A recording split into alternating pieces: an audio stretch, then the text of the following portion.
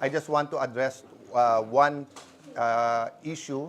So may umiikot sa internet na kinonfirm daw ng PNP yung statement daw ni Chief of Staff Bronner that it was my security guards lang daw ang nagpaputok. That's fake news.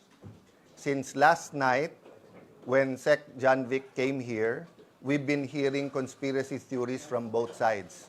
One side, that it's the government that attacked, and the President called me, President Bongbong Marcos, and assured me it wasn't government. Okay? But I told him our concerns about the NBI. So, and I told him, I thanked the President for the immediate call. I informed him that we're safe at that point in time, and I informed him of the inconsistencies ng statement ng NBI. But I told him I agreed with Sec. John Vic for a joint independent investigation. Bakit joint?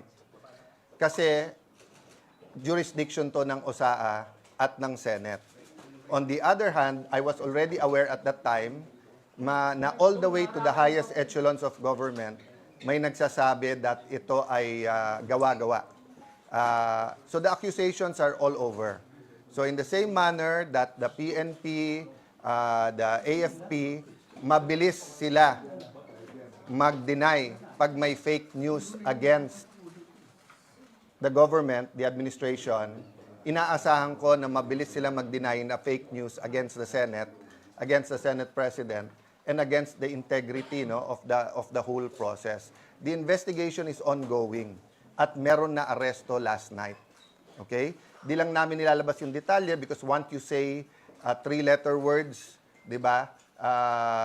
Once you say that it's a certain agency, may conclusion na kaagad ang tao na government o hindi. Kaya nga independent, and let's not jump into conclusions, okay?